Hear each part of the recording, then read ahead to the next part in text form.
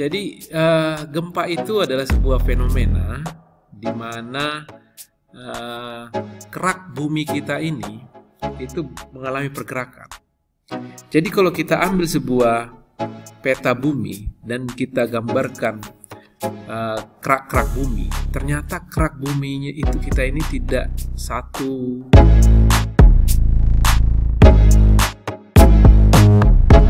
Jadi pergerakan lempeng itu ada 3 jenis.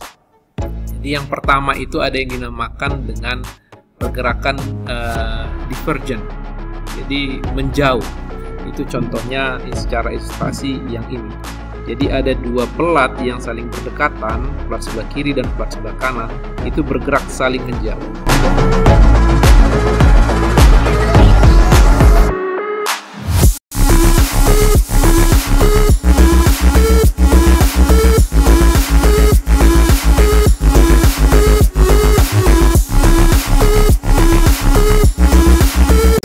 Pasir ini tadi memadat ke bawah dan air naik ke atas sehingga menjadi seperti bubur. Jadi tanahnya saturated, jadi kebanyakan air sehingga dia menjadi bubur. Selamat datang kembali di channel Belajar Struktur di UBL. Di channel ini kalian bisa belajar mengenai analisa struktur, perencanaan struktur, dan rekayasa gempa. Di kelas ini kita akan membahas tentang gempa, TS 509, rekayasa gempa. Jadi hal yang pertama kita diskusikan adalah pengantar mengenai rekayasa gempa itu sendiri, Introduction to Earthquake Engineering. Nanti di mata kuliah ini kita pada akhirnya adalah bagaimana kita bisa memperhitungkan beban gempa yang mungkin dialami sebuah bangunan dan bagaimana kita menyikapinya dalam mendesainnya supaya bangunan itu berkinerja baik terhadap beban gempa. Dan diskusi awal itu kita mulai dari aspek-aspek geologis, baru kemudian tata cara perhitungan gempa, dan kemudian nanti diakhiri dengan bagaimana mendesain bangunan supaya dia lebih berkinerja baik ketika ada gempa. Itu ya. Jadi ini pertemuan pertama kita akan membahas tentang pengantar rekayasa gempa. Di video ini yang kita bahas itu adalah apa itu gempa, bagaimana gempa itu terjadi dengan memperhitungkan plate tectonics, patahan-patahan yang ada di bumi, dan beberapa teori yang akan kita diskusikan tentang gempa. Baru kita lanjut dengan kerusakan-kerusakan yang terjadi akibat gempa. Bisa berupa kerusakan pada tanah, atau juga pada bangunan, atau efek-efek lain yang secara tidak langsung disebabkan oleh gempa, tapi terjadi hal yang lain seperti tsunami atau liquefaction, nanti akan kita bahas. Oke. Apa sih itu gempa sebenarnya? Jadi gempa itu adalah sebuah fenomena di mana kerak bumi kita ini itu mengalami pergerakan. Jadi kalau kita ambil sebuah peta bumi dan kita gambarkan kerak-kerak bumi, ternyata kerak buminya itu kita ini tidak satu lapisan, tapi terdiri dari beberapa, maksud saya tidak terdiri dari satu chunk atau satu pelat yang utuh gitu. Jadi dia terpisah-pisah. Jadi misalkan yang ini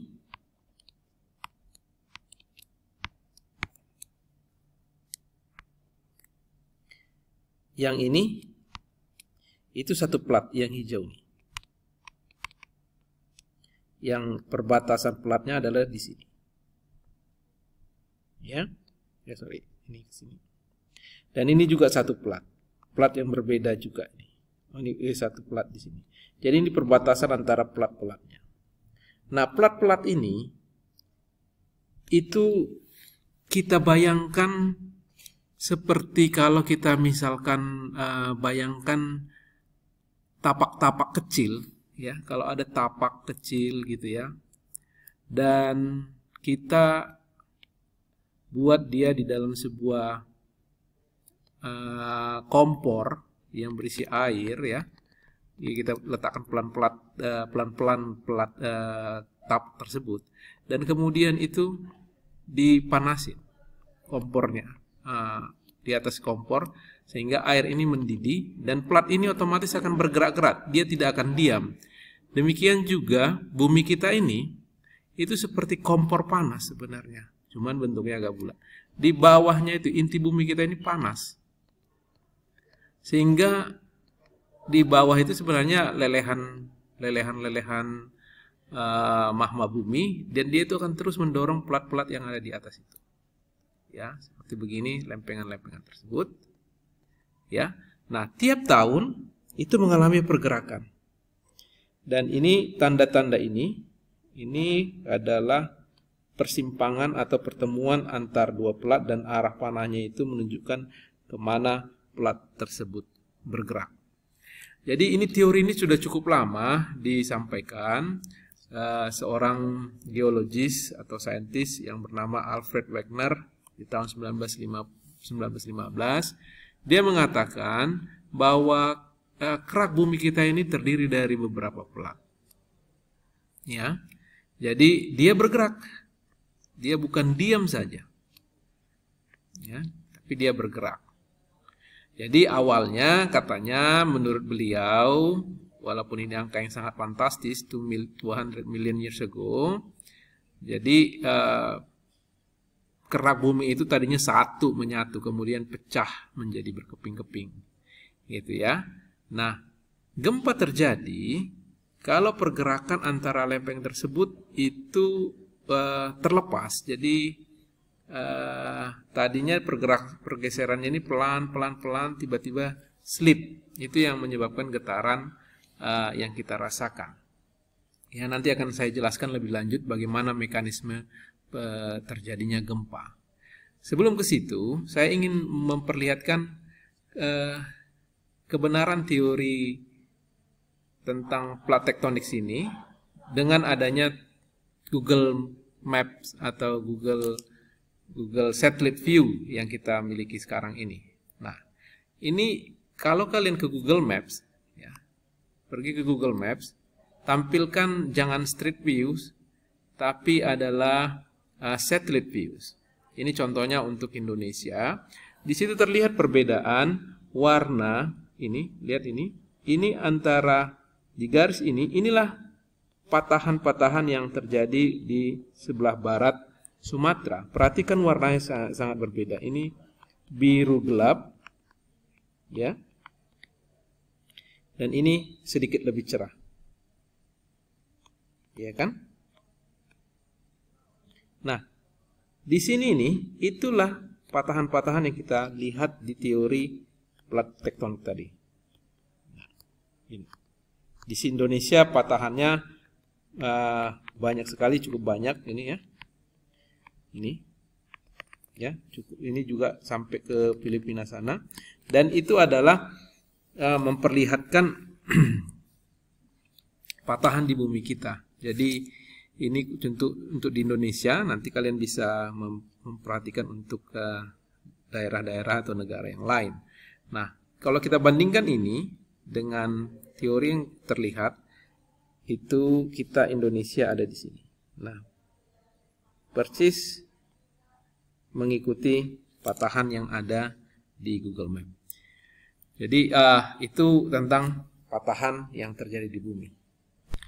Kalau kita kembali lagi ke skematik dari patahan-patahan yang ada di bumi kita ini, itu kita bandingkan dengan catatan gempa yang terjadi di sejarah dunia. Jadi ini yang gambar ini adalah plat tektoniknya, yang gambar sebelah sini. Yang ini adalah gambar ini peta gempa, catatan gempa yang terjadi antara tahun 1963 dan 1988, ya. Dan satu titik di gambar peta ini, misalkan saya ambil yang ini, ya, ini itu adalah catatan gempa. Di situ pernah terjadi gempa. Disitulah catatan gempa pernah terjadi.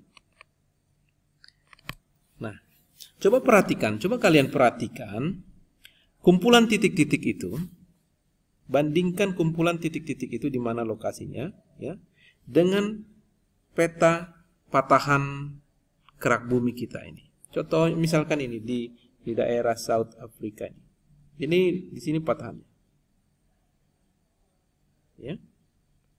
Coba lihat ini. Catatan gempa. Oke. Terus kita lihat coba di Indonesia. Ya. Ini ada patahan gempanya. Dan lihat ini, catatan gempa yang ada di Indonesia.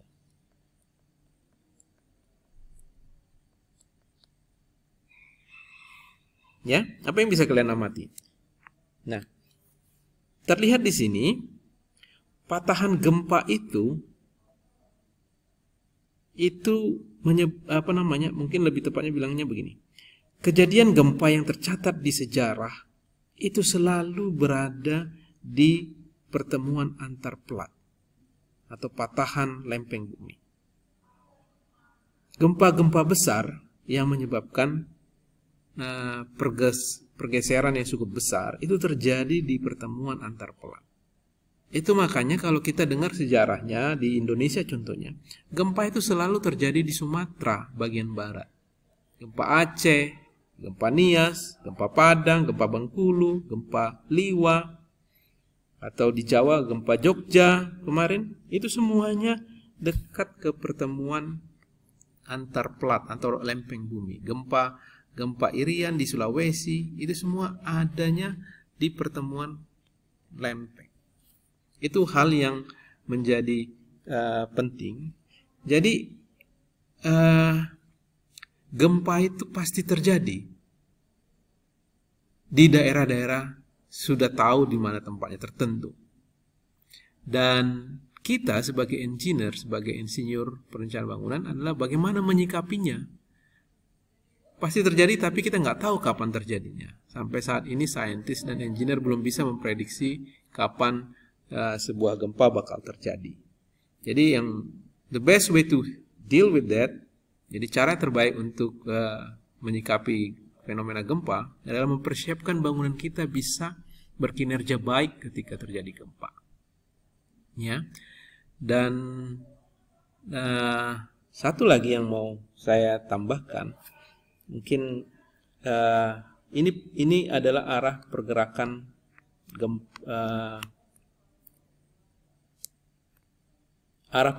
gempanya. Ya, jadi seperti ini arah-arahnya, seperti plat yang di Australia ini itu semakin tahun semakin mendekati Indonesia.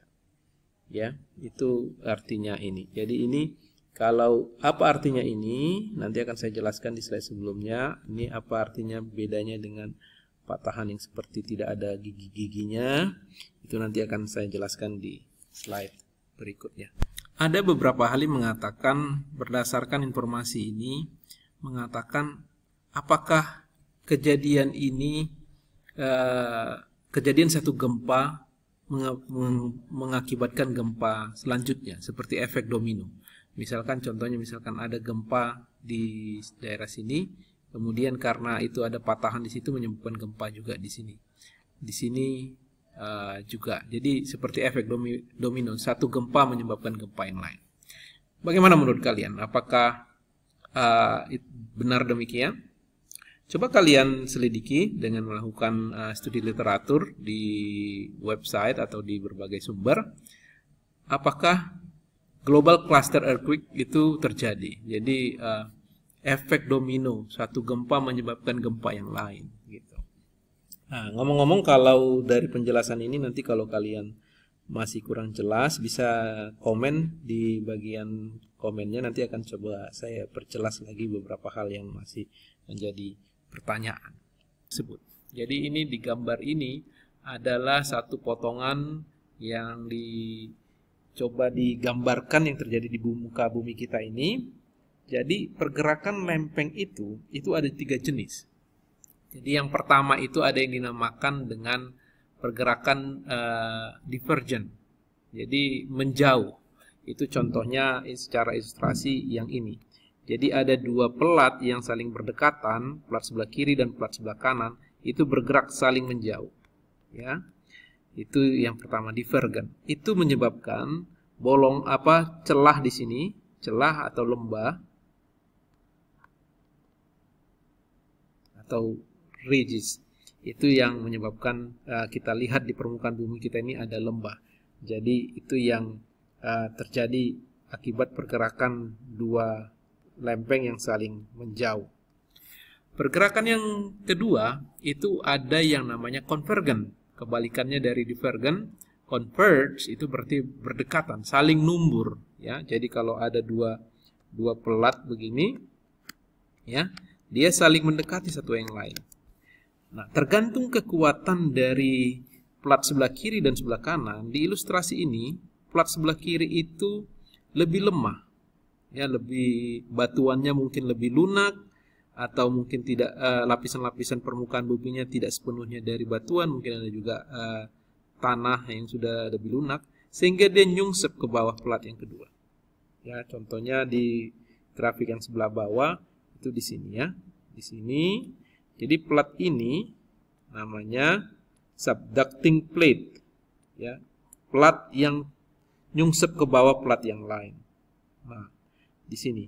Nah, pola-pola seperti begini biasanya memang terjadi kalau dia di lautan, perbatasan lautan dengan darat, di mana lapisan batuan di lautan itu relatif lebih lunak dibandingkan yang di darat, sehingga dia pelat yang bawah itu akan bergerak ke arah pelat yang di laut, maksud saya, akan bergerak ke bawah pelat yang di darat.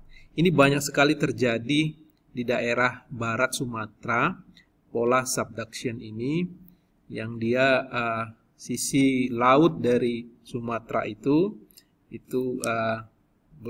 di bawah pelat yang di daratannya. Dan kalau misalkan dia relatif sama kekuatannya, ya, relatif sama kekuatannya antara pelat sebelah kiri dan pelat sebelah kanan, itu akan menyebabkan gunung, ya, seperti gini, saling mendorong sehingga menyebabkan pegunungan, ya, seperti, ya, bisa saja pegunungan itu di daratan, bisa juga ini relatif sama kekuatannya sehingga ini menyebabkan pegunungan. Itu.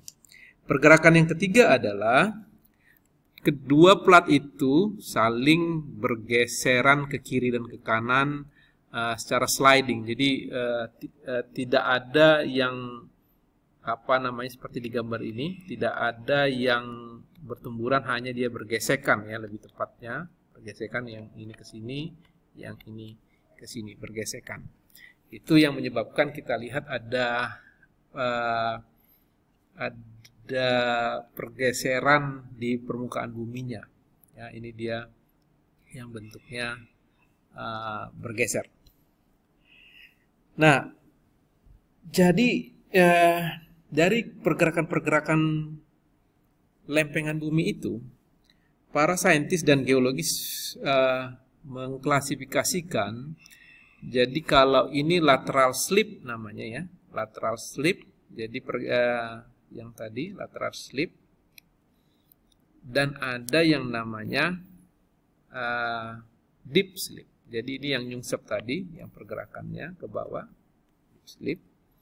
Nah, ini yang gambar yang sebelah kiri dengan sebelah kanan itu hanya beda. Ini left lateral slip, ini right lateral slip, yang bergerak yang sebelah kiri, yang ini bergerak sebelah kanan. Dan kalau ini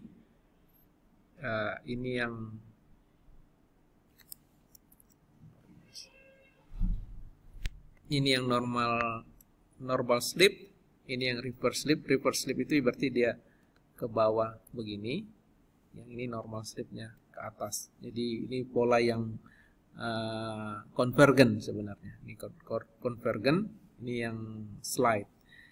Nah, dari berbagai penelitian, gempa-gempa yang beginilah, atau pertemuan dua plat yang beginilah yang menyebabkan gempa-gempa yang besar.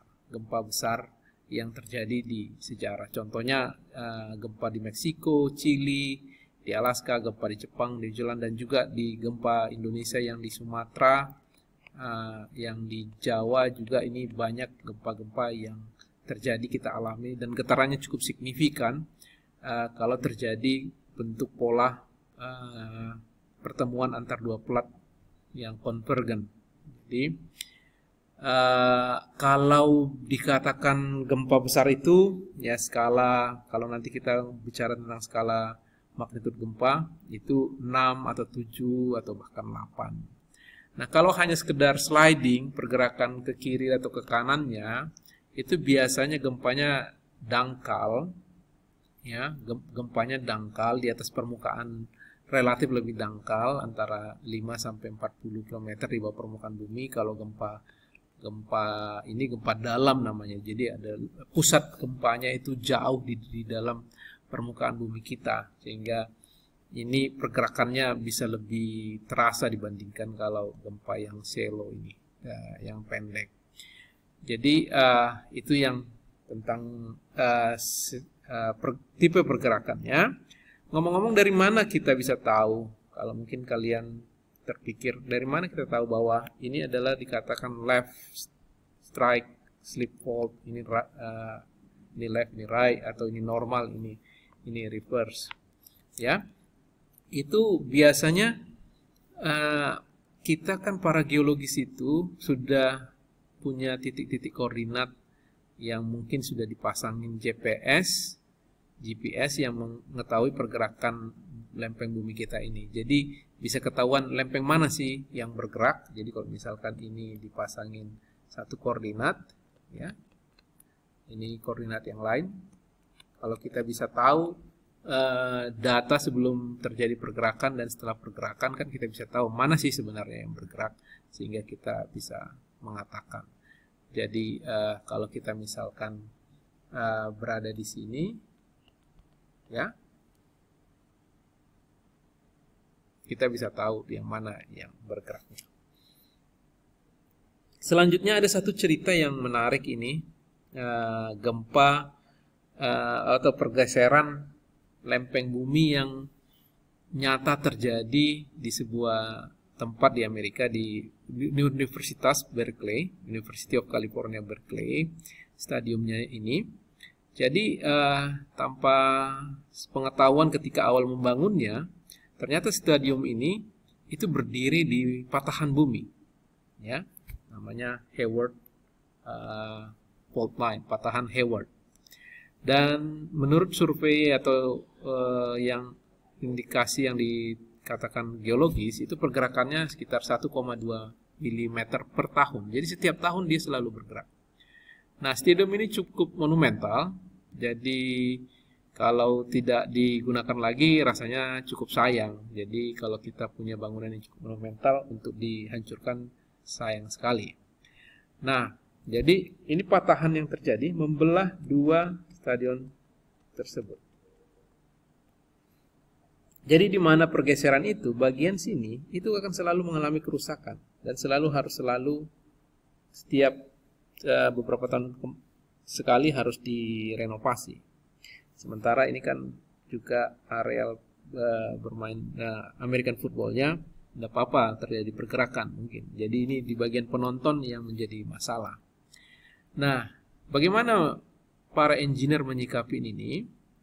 Jadi di bagian patahan tadi, ya, yang ini, di bagian ini, itu dibuat bagian yang bisa terlepas dari bagian stadium yang lain. Ini yang bagian yang kuning ini, ya, bagian yang kuning ini dia terbuat terpisah strukturnya dari keseluruhan stadium. Sehingga ketika bagian ini bergerak dan misalkan bagian ini bergerak, bagian yang kuning ini tidak ikut rusak. Jadi ada bahan elastomeric yang dibuat pada daerah tersebut, ya. Itu yang menyebabkan dia bisa mengakomodasi pergerakan. Jadi ada expansion joint bahan dari karet yang bisa mengakomodasi pergerakan tersebut. Jadi bloknya itu bagian tersebut itu bisa bergerak secara independen dibandingkan dengan stadium yang lainnya. Oke, sedikit saya kasih satu teori bagaimana gempa itu terjadi. Jadi kira-kira begini. Ini teori dari Harry F. Reid tahun 1906. Dia mengatakannya begini. Kita tahu bahwa patahan itu lempeng bumi kita ini selalu bergerak. Jadi ibaratkanlah kita punya pagar ini. Punya pagar di sini dan pagar ini melintasin dua lempeng. Ini lempeng yang pertama, ini lempeng yang kedua. Jadi kalau pergerakannya cuma 1 mili, 2 mili, 3 mili setiap tahun, kita tuh nggak akan ngerasa. Tapi kenyataannya dia sudah bergerak. Dan dia akan terus bergerak. Ya. Kalau selama kedua lempeng tersebut masih mampu menahan gesekan antar platnya, itu nggak akan terjadi gempa. Cuman paling lama-lama kita lihat pagarnya kok semakin tidak lurus. Gitu. Kemudian ada masanya gesekan ikatan antar batuan yang ada di pertemuan ini tidak mampu lagi menahan gerakannya. Jadi kalau kita bayangkan ini kan tentunya permukaannya tidak rata. Ada ikatan antara batuan di sebelah sini dengan batuan di sini yang menahan gesekan dari pergerakan lempengnya. Lama-kelamaan kalau pergerakannya semakin besar, itu lempengan itu tidak tahan lagi menahan gesekannya sehingga dia lepas, patah. Gitu ya. Itu yang terjadi menyebabkan getaran kemana-mana. Itulah yang kita rasakan sebagai gempa. Ketika gesekan atau pergerakan dua lempeng itu tidak bisa lagi ditahan oleh batuan di pertemuan ini sehingga dia lepas, ya. Nah, ketika lepas tiba-tiba dia yang tadinya pergerakannya pelan dan energi yang sudah terakomodasi di sini, bayangkan seperti kita tarik tambang lah, bayangkan seperti tarik tambang dan talinya misalkan putus, itu orang di kiri dan kanan itu akan terlempar ke arahnya. Jadi bayangkan juga plat bumi kita itu seperti itu fenomena terjadinya. Jadi ikatan antara platnya itu lepas menyebabkan getaran. Nah, kemudian dari situ muncullah keseimbangan yang baru ketika setelah tegangan atau energi yang terjadi itu sudah hilang sehingga ada muncul kondisi yang baru di mana platnya tidak lagi segaris, sudah ada pergeseran yang bisa kita lihat di permukaan bumi. Yang tadinya pagarnya ini mulus bagus dan sekarang dia sudah lepas. Ini bisa kita lihat, menariknya ini geologis mensurvei ini dan memang terjadi. Contohnya ini di tahun 1906 ada sebuah foto dari gempa San Francisco yang besarnya 8,3 skala magnitud. Itu pagar ini dan ini harusnya segaris. Tapi akibat gempa tersebut ini bergeser sebesar 8 feet. Itu kalau bisa itu di sekitar 2,4 meter akibat terjadinya gempa. Ya. Hal yang lain contohnya adalah ini. Alur-alur tanaman ini tadinya lurus dong, nggak mungkin para petani sengaja membuatnya. Dan akibat gempa di tahun 1979 mengalami pergeseran. Ya, itu mudah-mudahan kalian bisa memahami apa itu elastic rebound theory. Jadi kita sebagai teknik sipil perencana struktur, kalau melihat gempa, sudut pandang yang kita gunakan adalah apakah gempa tersebut merusak bangunan atau struktur yang kita desain. Contohnya di sini ada sebuah apartemen kurang lebih ini seingat saya ini 5-7 lantai di Chili pada tahun 2010 akibat gempa dengan skala 8,8 magnitude mengalami keruntuhan, jadi collapse. Nah, hal ini yang perlu kita jaga, perlu kita antisipasi dalam perencanaan. Jangan sampai bangunan yang kita rencanakan itu runtuh akibat gempa. Jadi, konsepnya dalam perencanaan struktur penahan beban gempa, bangunan yang kita desain itu tidak diperbolehkan runtuh. Tapi kalau rusak parah, apalagi gempa rencana yang sesuai dengan magnitudo yang sudah direncanakan, yang biasanya cukup besar, itu dimungkinkan atau diperbolehkan untuk mengalami kerusakan. Tapi tidak diperbolehkan runtuh seperti begini. Ini adalah kegagalan sebuah konstruksi kalau sampai runtuh. Kalau kalian pikirkan kenapa kira-kira bangunan itu tidak diperbolehkan runtuh akibat gempa. Ini ada hubungannya dengan keselamatan orang yang di dalamnya. Apa yang terjadi kira-kira kalau bangunannya runtuh seperti begini? Apakah orang yang di dalamnya bisa keluar menyelamatkan diri?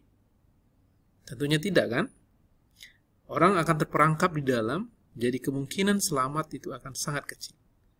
Kalau bangunan kita itu sampai runtuh, orang terperangkap di dalam, itu suatu kesalahan dalam perencanaan.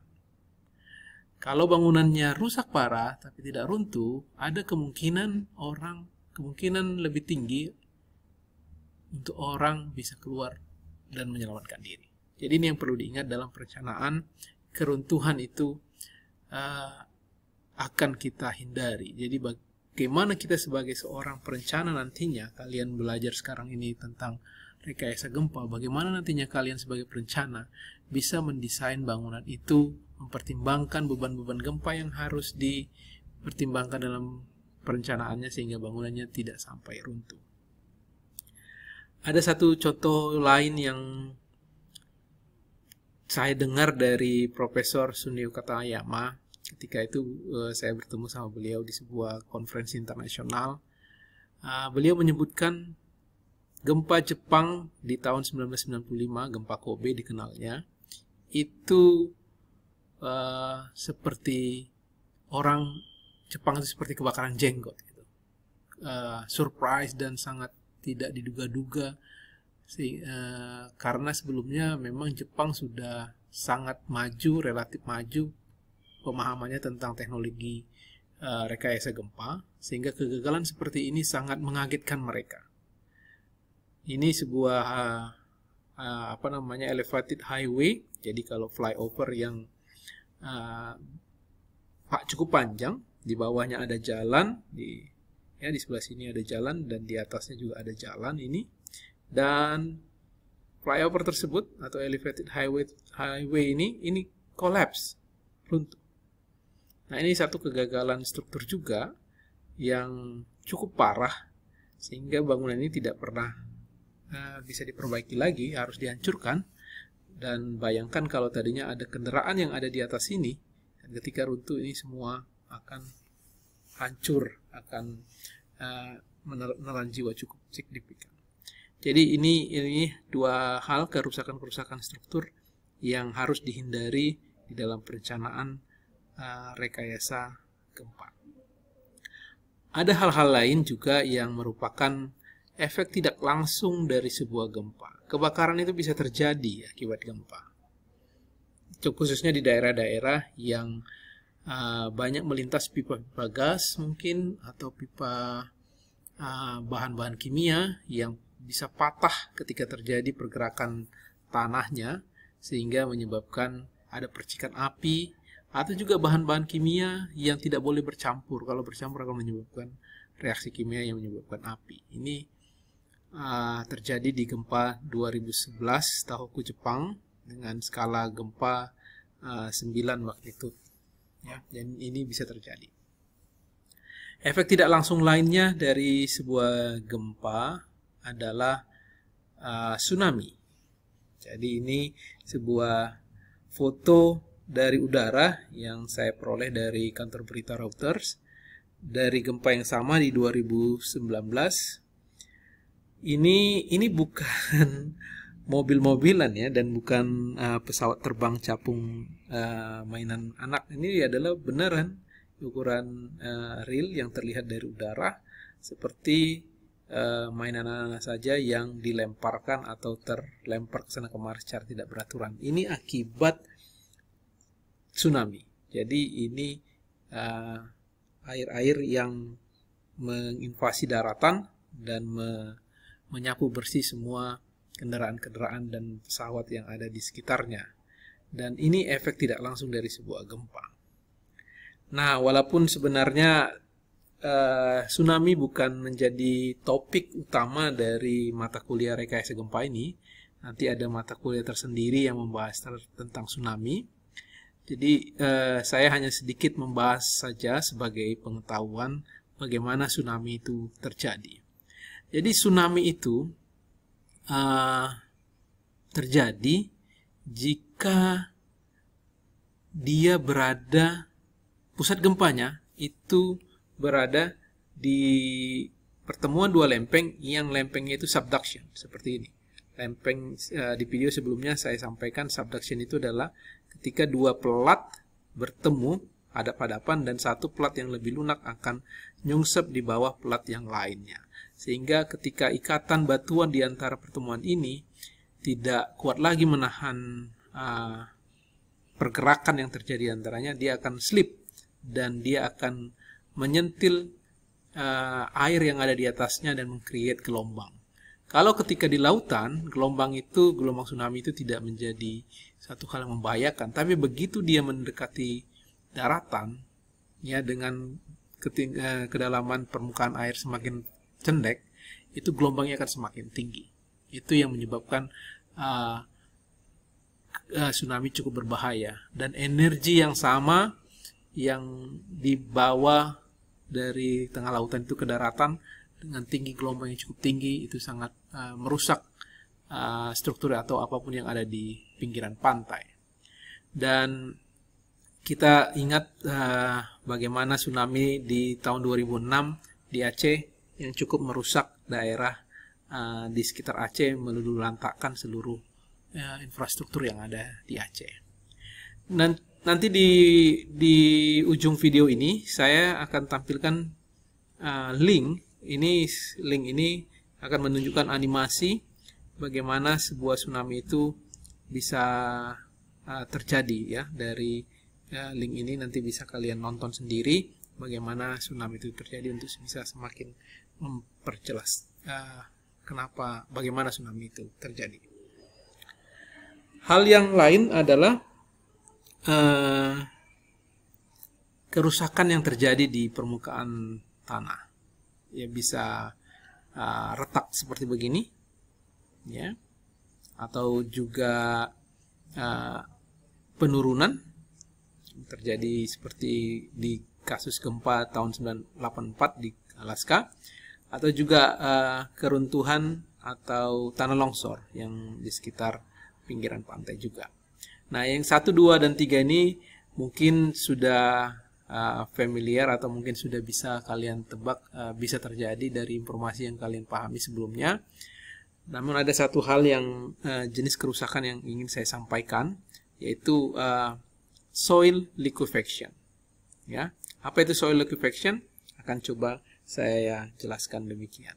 Jadi itu adalah fenomena di mana tanah yang tadinya memiliki daya dukung itu menjadi kehilangan daya dukung karena tanahnya berubah menjadi lumpur.